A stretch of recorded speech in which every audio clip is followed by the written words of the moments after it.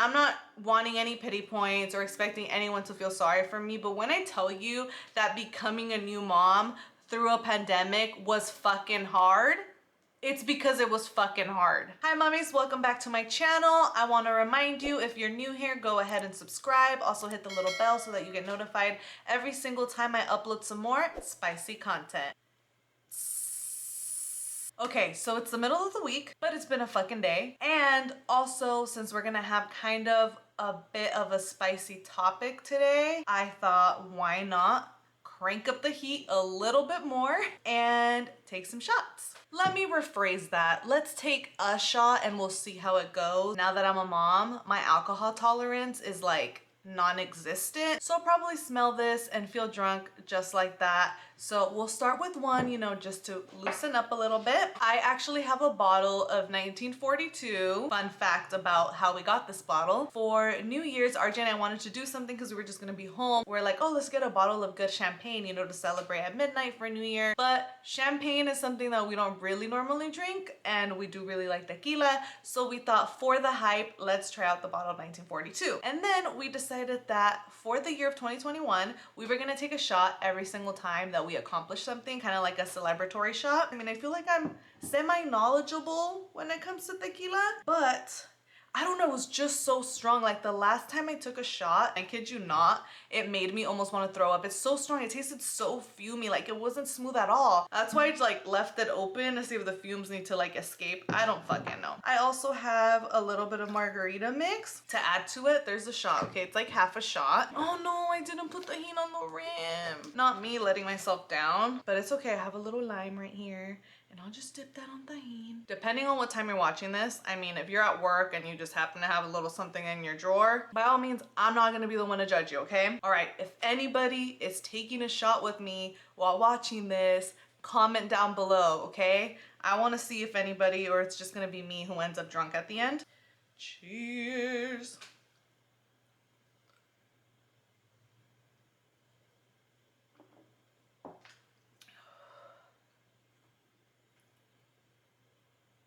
I actually don't eat the lime.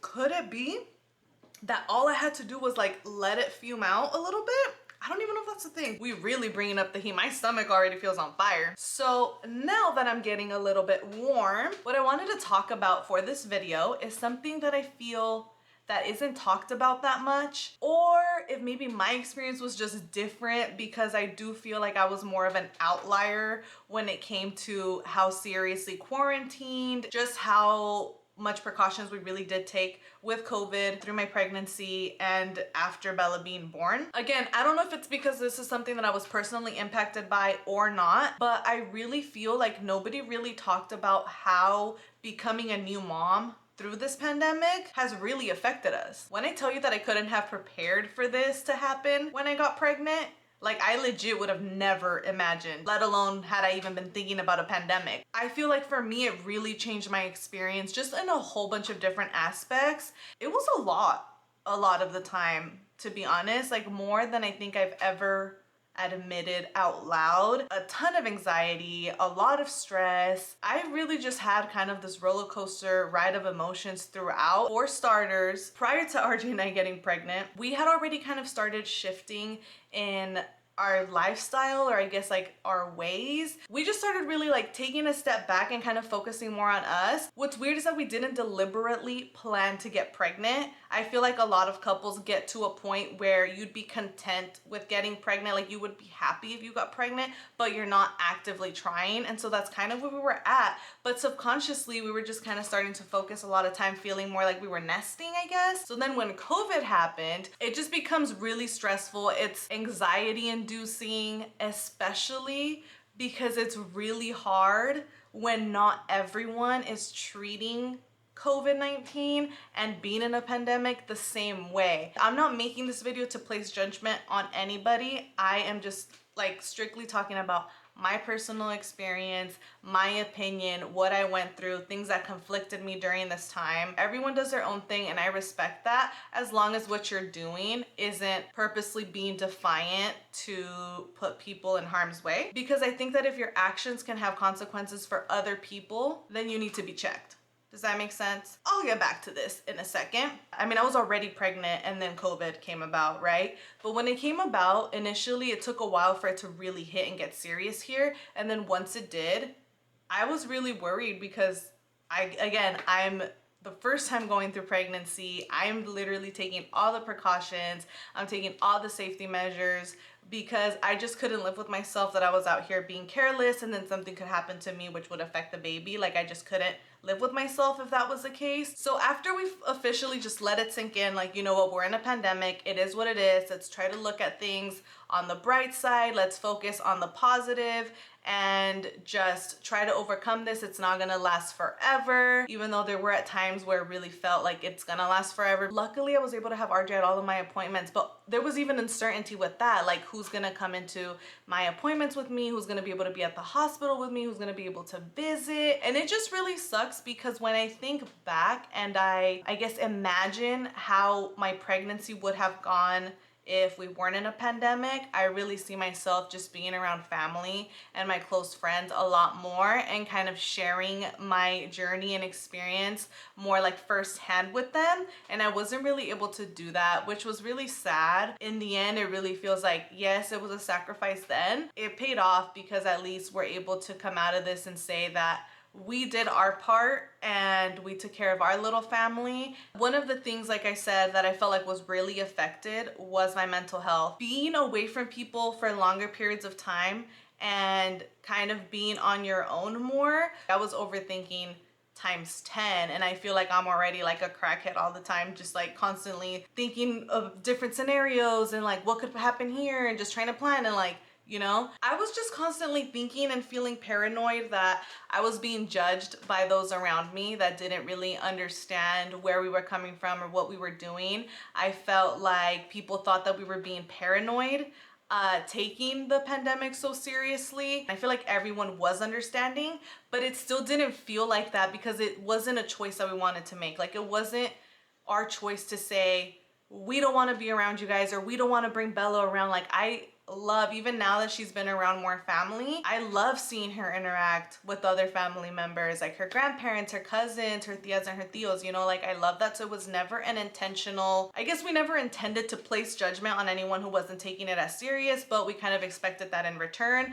And silently, I feel like that happened. Us and the people on the other end, we know that it was still conflicting for both people. I could totally understand and put myself on the other side and be the grandparent, the tia, the tío, the cousin who doesn't get to meet Bella right away, but they want to, you know? And so that was really heartbreaking for me. It took us a really long time to actually bring Bella around a lot of our family. A risk is a risk no matter who the person is.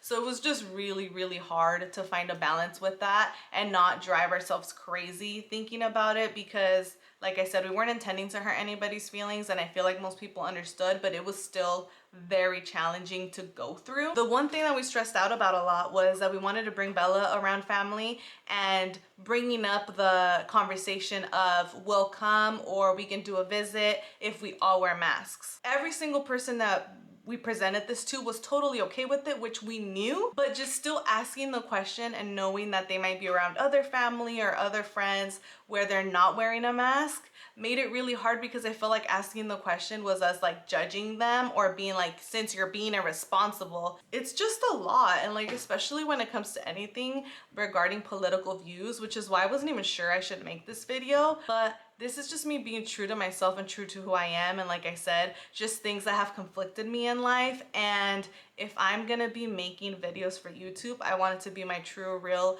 authentic self. And I don't wanna feel like I'm filtering myself to be liked by whoever's watching my video. I really hope that nobody takes this the wrong way. If the way you've been going about things is different than the way I've been handling things. But now, let's take another fucking shot because I'm about to say the V word and everybody's gonna lose their shit because a lot of people lose their shit with the V word. And I'm not talking vagina, I'm talking vaccine. So before you get mad thinking, oh my God, that is gonna pressure us to get the vaccine, let me pour the shot y espérate, okay? Don't get ahead of yourself. You don't even know what I'm gonna say. Oh, this one's full. Okay, it's not full, but it's fuller. Didn't put tahini on the rim again. There's nothing worse than when you let yourself down, you know? Cheers again.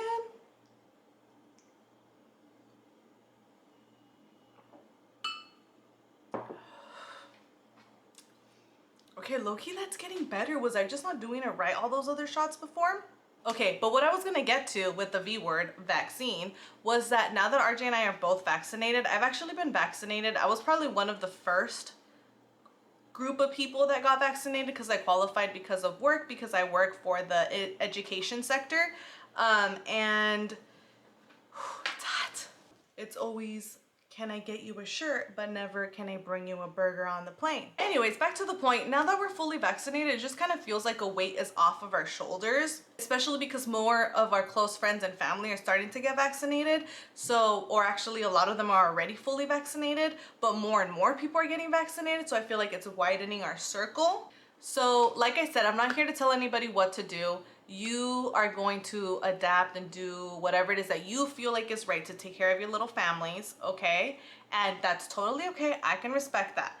However, I feel like I want to encourage everybody to know where they're getting their information. I've been hearing about a lot of conspiracies and this and that, and I'm like, did you see that on Facebook as a random ad? Did you check the sources? Like, a lot of things that I've been seeing shared on social media, like sometimes I'll go back and I'll look at the source and I'm like, you still have to do your part, especially if your actions have consequences for other people. Like, you can't say no to the vaccine and no to wearing masks, because at that point, what you're trying to do is be defiant. And if that's what you're trying to do, you need to just say that and save us all the propaganda. Okay, I said what I said. And also, I'm starting to feel it already. I feel like a lot of people are skeptical about getting the vaccine, and I totally understand. I mean, honestly, I was nervous to get it as well, especially so early on. It's weird because especially like a lot of people are vaccinated when it comes to like other vaccines, okay? I'm not talking about COVID, but like you vaccinate your kids and stuff, and for some reason people just aren't believing on this one, and they're like, oh, all these conspiracies and all that. But like, why would they gatekeep it? Like, why would they say we're gonna start off with like older people and this and that, and then people believing they're chipping us? And it's kind of like, did y'all think we were gonna have an army of 75-year-olds and like the US was gonna be like unstoppable? Talk to your doctors, really know the pros and cons, really know the risks, because if you're vaccinated with other vaccines, there's risks with all of those. Okay, so I was talking to RJ and I was thinking about what I wanted to talk about for this video. And one of the things was, I was like, what's the worst and best part about having a baby through a pandemic? So I think we both agreed that the worst part was definitely kind of the isolation, like actual quarantine itself. And even when we wanted to do things like little things outdoors and stuff with Bella, like one, we didn't really have experience at that point because it wasn't like your typical, I became a new mom, I'm adapting, I'm out in the world type of thing. It was totally different. But the best part, which was a blessing in disguise, is the fact that we were able to be at home. We both got to work from home a lot, and we really just got to enjoy Bella growing up, all her initial milestones, like the first few months. We got to truly just keep her to ourselves, and it sucked. But now that I look back, I cherish those memories so much. If you're watching this video and you became a mom through the pandemic, whether it was your first baby or not, and you want to share a little bit of your experience in the comments below, I feel like other moms will see it and also be able to relate. And like I said, I just feel like this is something that isn't talked about enough. Okay guys, and before I take another shot and end up cross-eyed for this video, I'm gonna go ahead and wrap it up for you guys with this positive affirmation. But first,